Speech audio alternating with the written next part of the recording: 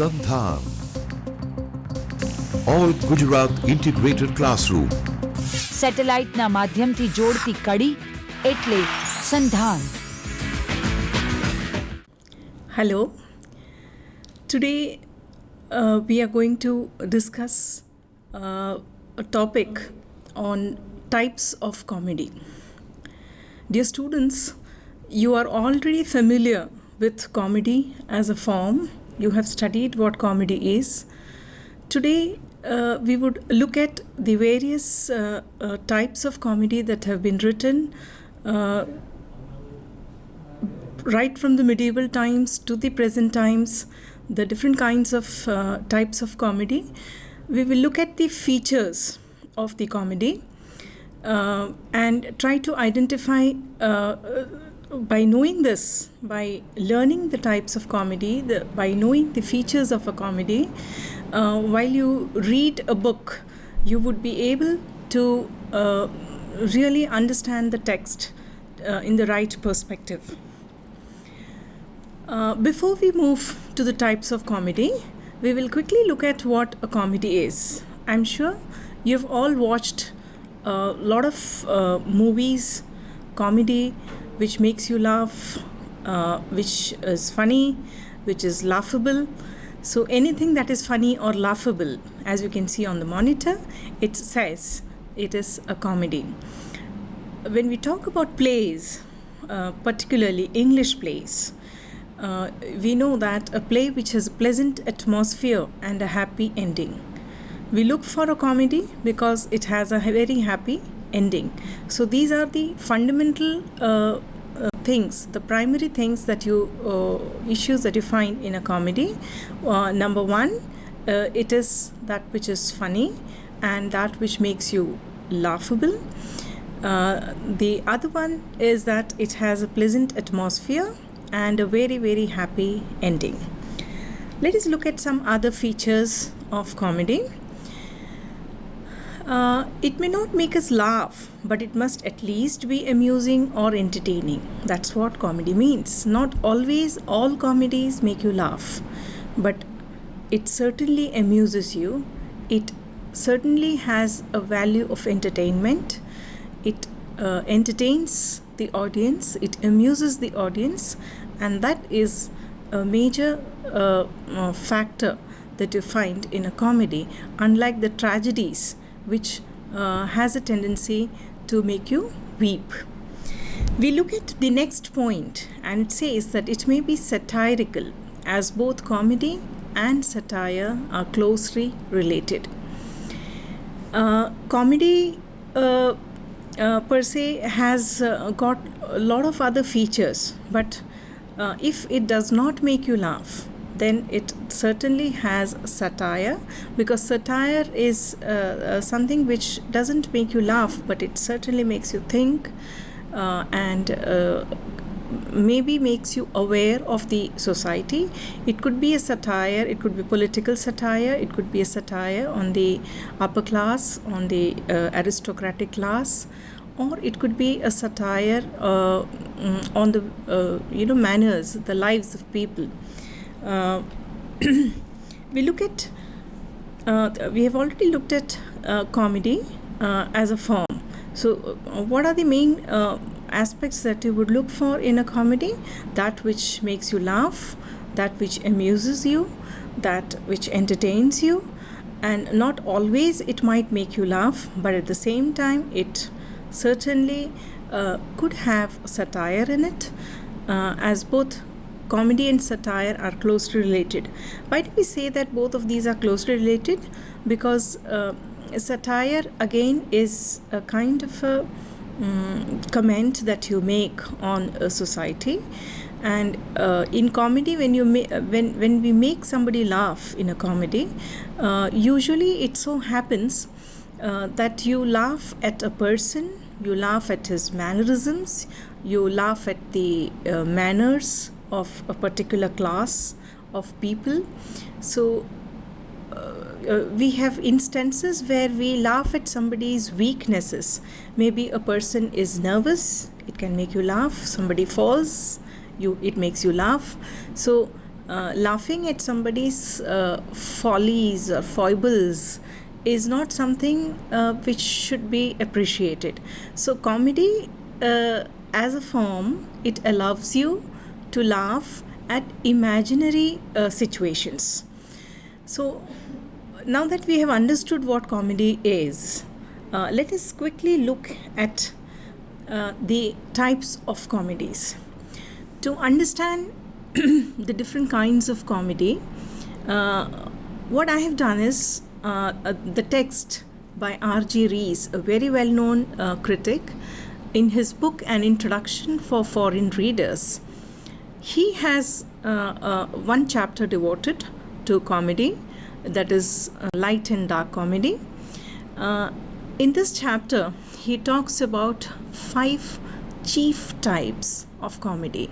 So, according to R.G. Rees, comedy can be classified, can be divided into 5 types.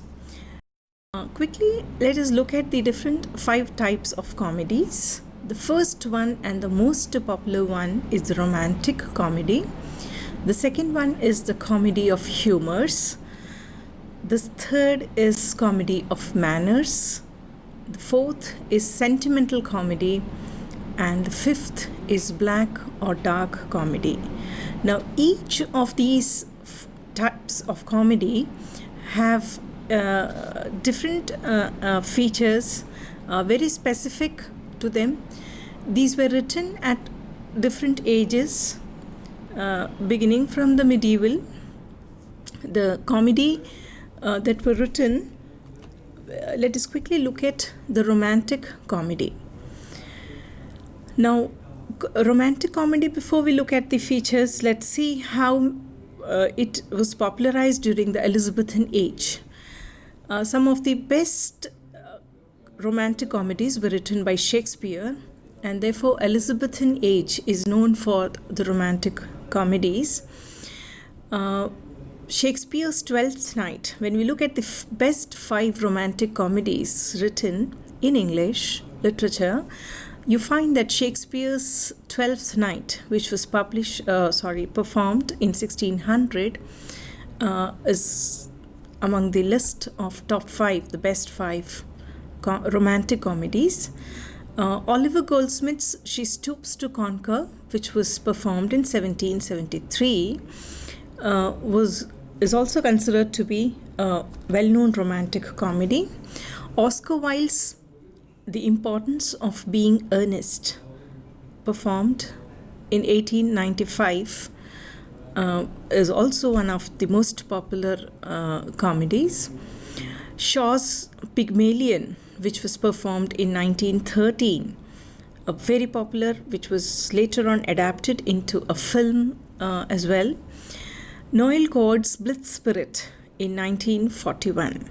So as you can see, beginning from Shakespeare to Noel Coward's Blitz Spirit, that is in 1941, you can see drastic changes in the ways comedies were written and performed.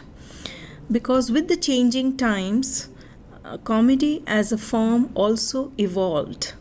And now let us look at what a romantic comedy is. Different plays with one thing in common, that is, all plays, that one thing that we find in common is a pleasant mixture of love and laughter.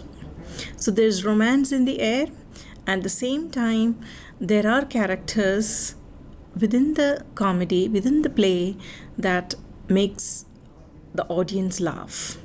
So earliest romantic comedy which has been documented is by Nicholas Udall.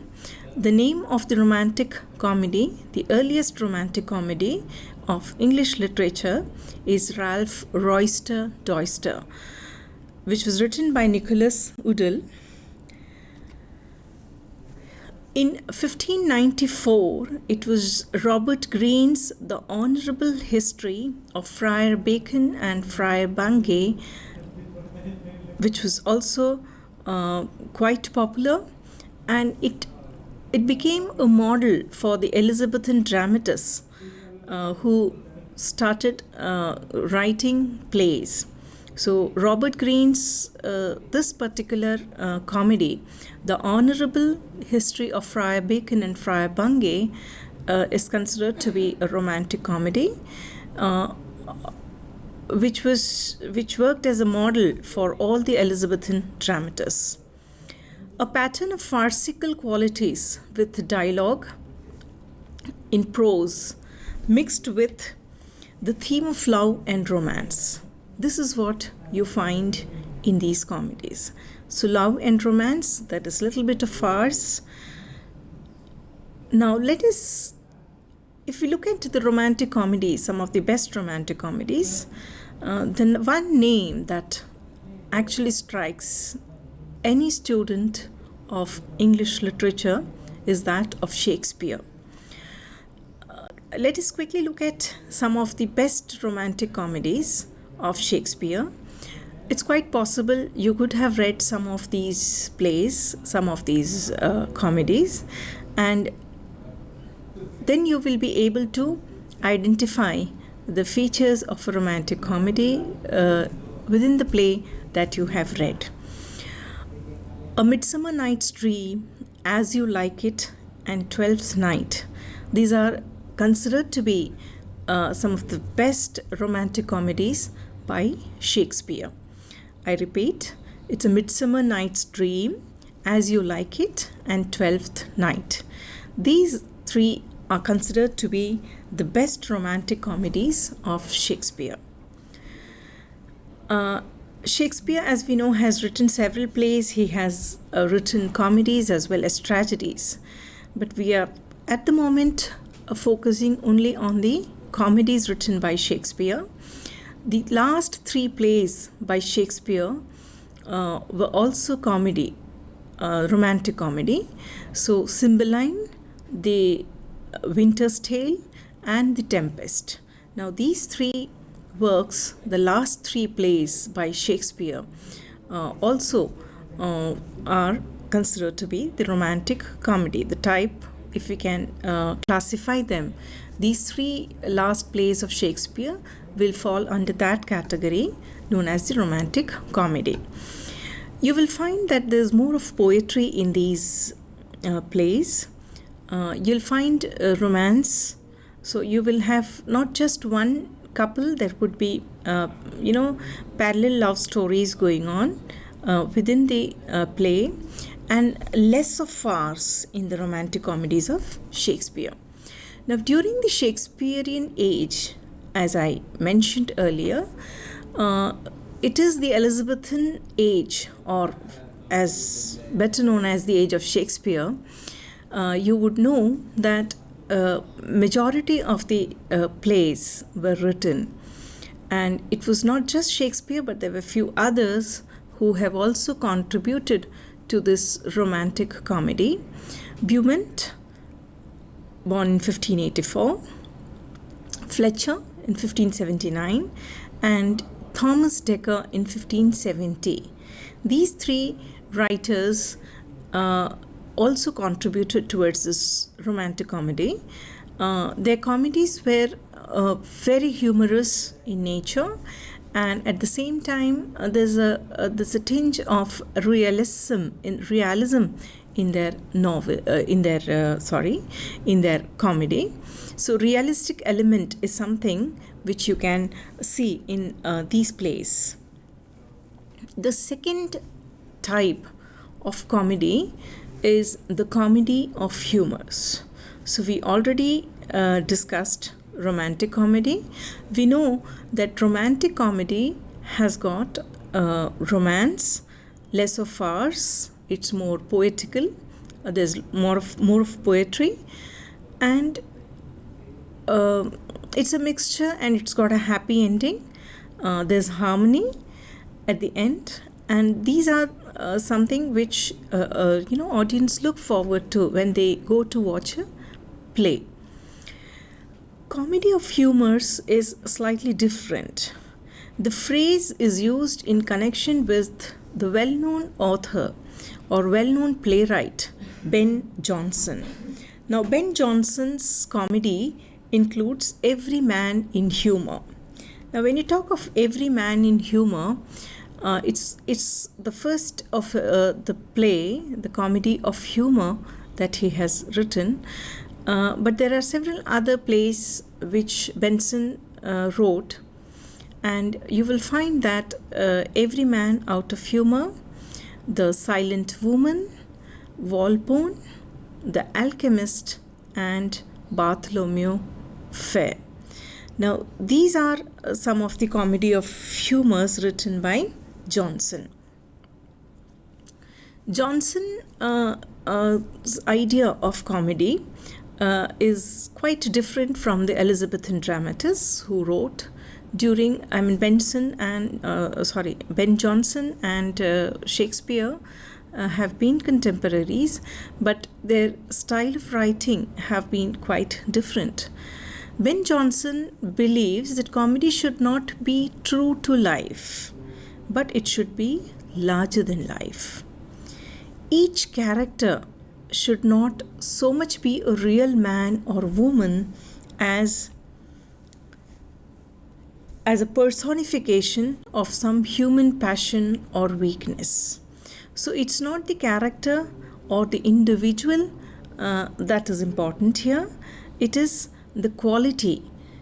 Either it could be the human passion, the weakness that is being highlighted in the play or in a comedy, which takes center stage. The word comedy is used in the sense of a dominant passion or obsession. Now, as I said earlier, it is not the character that plays a significant role in a comedy of humor. It is the dominant passion. It's a personification of the human weakness or human passion which stands out in comedy of humor. So that's the most important aspect. It could be a human obsession, it could be a weakness, it could be a passion.